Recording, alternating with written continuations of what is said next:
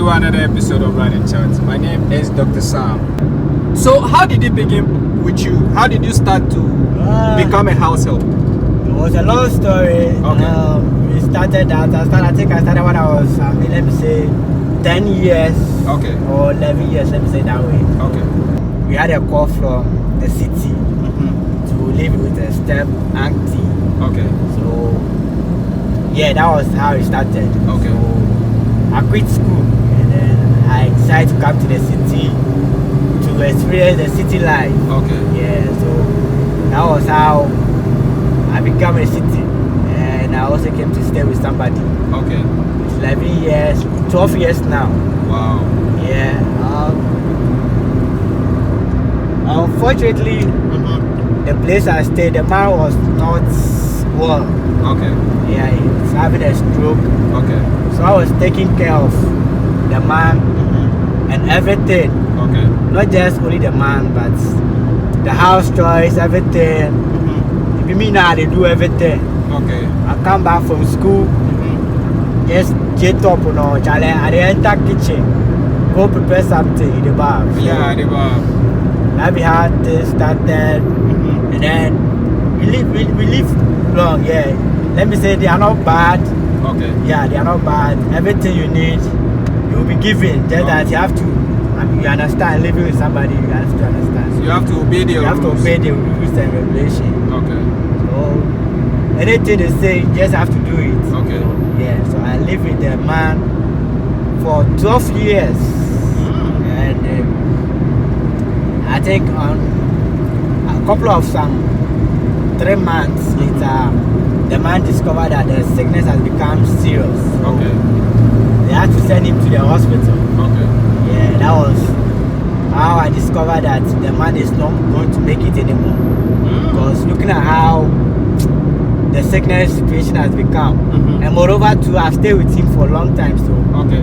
if anything affects him, it affects me as well, because Okay. I've lived there for a long time, know how it is. Okay. Yeah, so when everything started, I noticed that this man is not going to make it. Looking at how he was going, the moody, and moreover to even before he's about dead, he asked me a lot that, yeah, let me start this way. I wanted to work. Yeah, so I told the man to, if anything, any possible I can use to do in helping. Okay. So I decided, okay, since I'm schooling and I'm still taking care of him, why don't they get me some car? Okay. So I use it as Uber, some stuff, and then at least also get something. And also, okay. So the man even requested that they should use his money to buy the car for me. Okay. So in a week, or let me say in a week later, that was where I got to know that the man's sickness has become serious, and then he's not going to make it anymore. Wow. Wow. So unfortunately enough, the car, they didn't buy the car. Okay. Because the man passes away, and then everything went off again. So, and then God being so good is that one of my auntie, the woman I stay with, the daughter also has a husband who also has children that they are schooling. Okay. So he decided that he will buy a car and then give it to somebody. So while the person is using it to work, he'll be picking the children at school. Okay. So that's when they say, oh, okay, then this opportunity for me. So since they will give the car to somebody, why don't they give the car to me? Okay. And then I'll use it to work. Okay. But you said before the old man died, yeah, you felt sick for I felt sick. Walk us through that traumatic experience that you had. Let me say, I don't know typhoid, but I got typhoid. We went to the pharmacy. They did a lot of tests and stuff. They said I have a typhoid. I'm not the type that I eat outside that will say, oh, then I ate some poisonous food or contaminated food. Okay. But they said I have typhoid. And then typhoid become malaria. Malaria. The sickness keeps coming and changing. Okay. So it wasn't easy. So some days, almost like a month, I wasn't able to even touch anything, do anything. I was weak. So I took in a lot of drugs and stuff, and I got tired, you see. Okay. I decided to quit and then forget about the drugs. The drugs, because it's becoming too much. Okay. So in 1 week later, and then I realized that I'm becoming okay. Okay. So I was there one day and I went to church, and then our pastor told me like that you are strong, because this sickness is not meant for you to survive. So you are lucky that you are still alive, because you were just definitely going to die. But God being so good and hard work, how long you stay with them and the stuff, you know, God has to intervene for you and stuff. So that's how come I got out of those sickness. And then after 2 days, the man he left. Yeah, the man died. He wasn't able to make it again. Yeah. The man you were taking care of. The man I was taking care of, after me recovering from my typhoid and stuff, he's become serious, and then that was the last day of his life living on earth. But you said before the man died, you knew that. I knew, because I knew. I felt that kind of connection with him. Okay. And then I felt like, no, this is the last time, because I felt it. And moreover I hold his hand, and how I felt, I even told the man that it is better for him to go than to live and suffer. And he said, okay, no problem. If that is the will of God, then it should be. Because I knew that he's dying, he's dead already. That is the living. He was living. We were living like 1 week. That 1 week, I noticed the man is dead already. I noticed he's dead. He's gone already. But I cannot just tell the family members that this and this. They can easily suspect something, or maybe that you are the one who have killed him and stuff. So I just kept quiet, like I have not seen anything. So I know that he's dead already. When we were going to the hospital, they were buying a lot of drugs and stuff. I noticed he's dead. So I think when we are at the hospital and the doctor subscribed some medicine to the family that they should buy, which was almost 7,000. So that was when I told the woman that they shouldn't buy the medicine. And they asked me why. I was like, their father is no more. He's dead already. So it's there that they are going to spend money. The doctors knew that he's dead, but they will not just tell you that you shouldn't buy the drugs. But physically, when he was dead, like you knew he was dead for 1 week, but he was still breathing. He was still breathing. He was still with me. He only talked to me. That 1 week, he only talked to me. He never talked to even the family members, the wife and the children. He doesn't talk to any of them. He only talked to me. So it got a time they was like, you are the only one who can answer, or you can,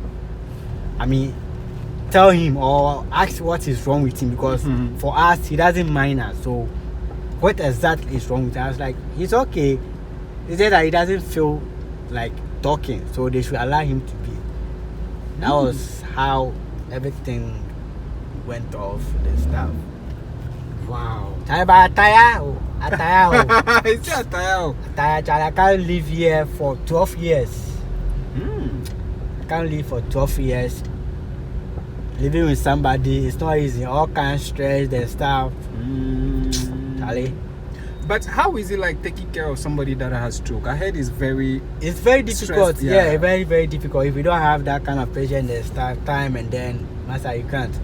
Because as at that time, I think there's a woman. Yeah, a woman also live around whereby her husband too was having the same issue. Okay. Yeah, and the nurse who was taking care of the man was taking, I think, a month, 800 Ghana cedis. Wow. For a month. Wow. And me, I was doing mine for free of charge. Because it was a family. You still okay. And then they took care of me in going to school. Oh, that was all. So I was just, it's like payback. I'm taking care of their father, and they are taking me to school. Okay. Yeah. So it's like a barter trade kind of thing. Yeah.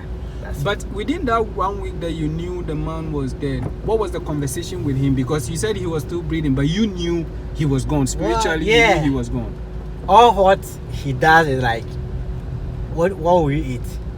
Then you just say the thing. I'll prepare it for you. Simple, that's all.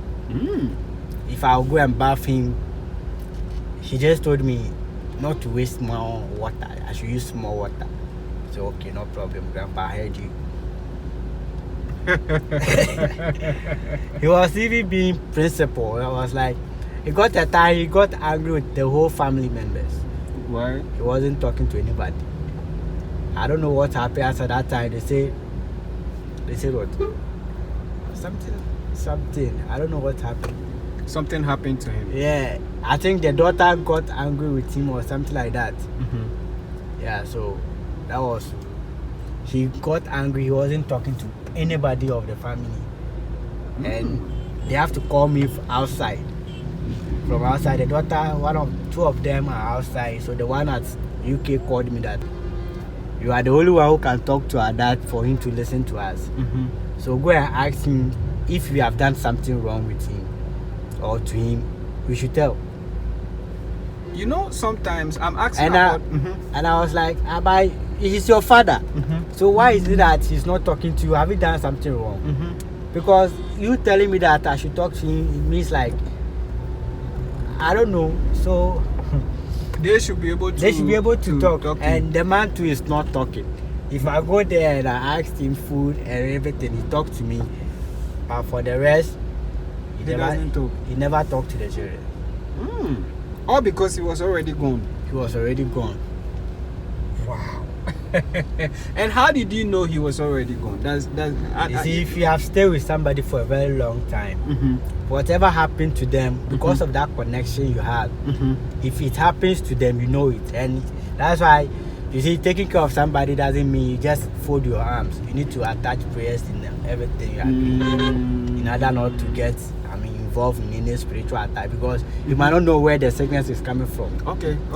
So me being there wasn't like I'm not just folding arms. I was also adding prayers and stuff to it. Oh. Yeah, so we got a time I realized that the man is gone for a long time, and I knew it. And trust me, no matter what I see in dream, it comes true. It comes true. So you saw the death in your dream? I saw it for very, very, very long time.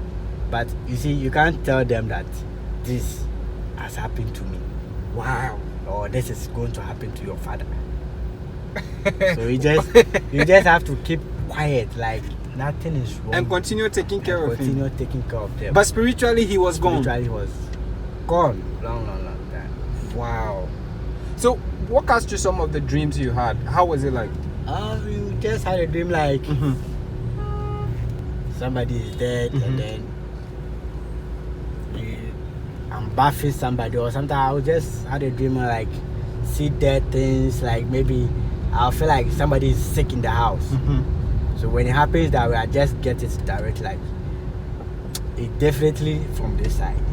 Yeah, because it's not easy, my brother.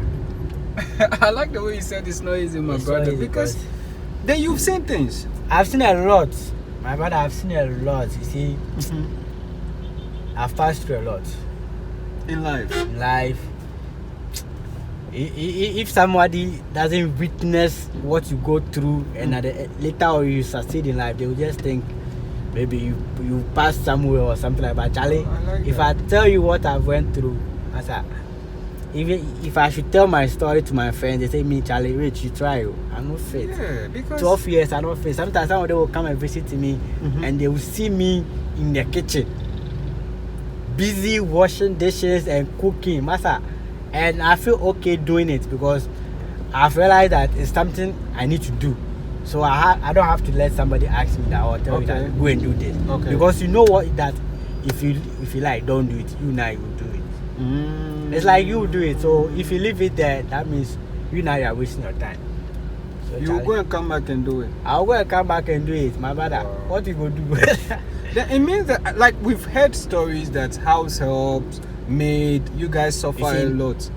We suffer. You see, and one thing is that their children never touches anything. They don't do anything. What they know is, Charlie, I beg, serve me, make a chop. After that, they will leave the booze and then things down for you to come and wash it again. And you have no option. You have to do it. They are small children, so either you are older than them, you are not older than. You have to do it. You have to do it because, Charlie, you don't be your papa house. I like that. You say you don't be your papa house. It is somebody house. If it's somebody else, where they did they just they sleep in the bath, so you just have to comport yourself. You know what you want, so it's just a determination. I'm determined that I will do this. Just do it.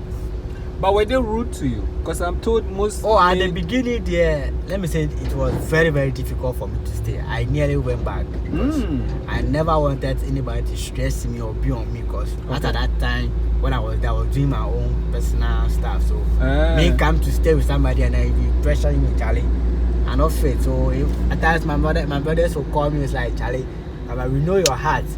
We beg you. We know your heart. We beg you. Just use your brother as an example. Try to be cool. Anything they say, just try and do it.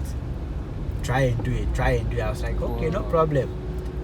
It wasn't easy, Charlie. At that time, from the beginning, I nearly ran. You nearly stopped. I wanted to go back to my town. It's better for me to go and do one or two things than stay here and then be going through. Somebody will come and talk to you anyhow, Charlie.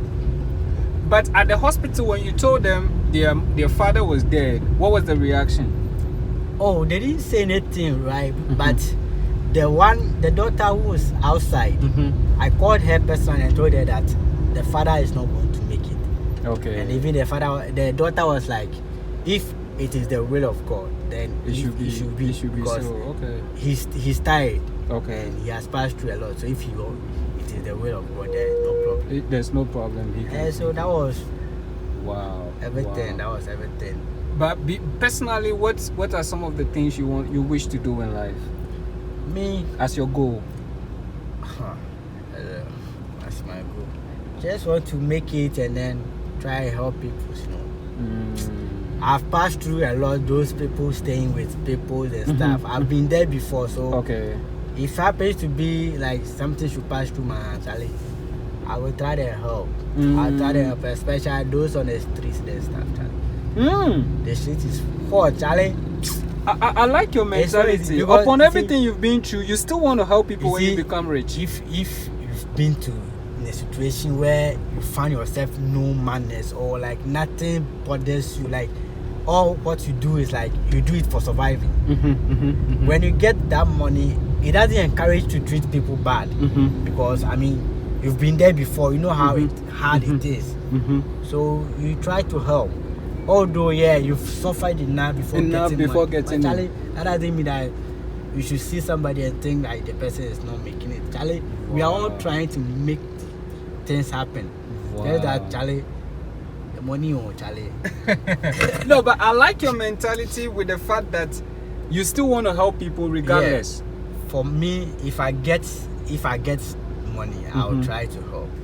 I will not take the advantage because or of anybody's property or something. I just want to do my own business. You see, if it works for me, it works for me. If it doesn't, you try another one. Try another one, Charlie. I don't envy anybody. If I see you having your money, doing or buying, I also try to sweat, work hard, sweat, and then eat that sweat money I'm getting. Wow. Because going to eat somebody's money, Charlie, my guy. It not be the best thing. If you think maybe you are eating somebody's money, but Charlie, you are not sweating, so you don't know where the money is coming from. If you have sweat enough that you realize that this sweat, Charlie,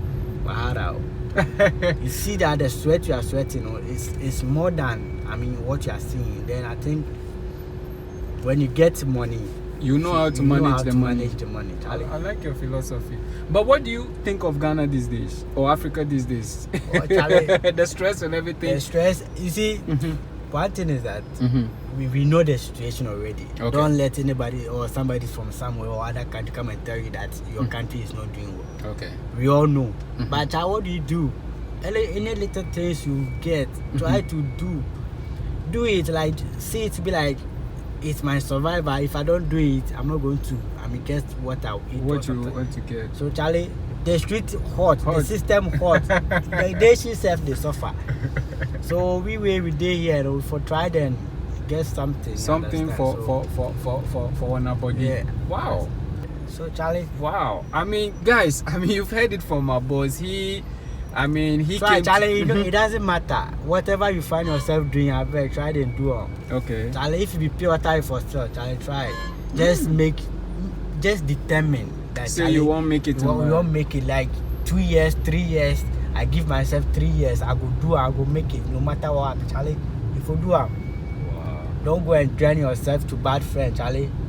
Because with your situation, everything shows that you could have easily gone for money rituals and stuff. Why just to would you become go for money rituals, my brother? Mm-hmm. Going to suffer all the way, kills your mother and stuff, and then later on you can't enjoy your money. Mm-hmm. My brother, it's better to chop gari. Mm. Better to chop gari.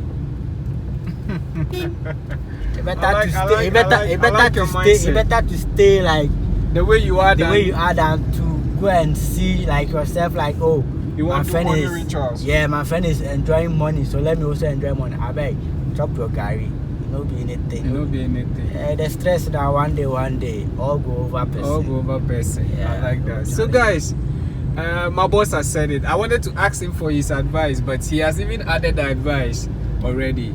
I mean, he has been through a lot. He came to Accra when he was young. He started as a house help.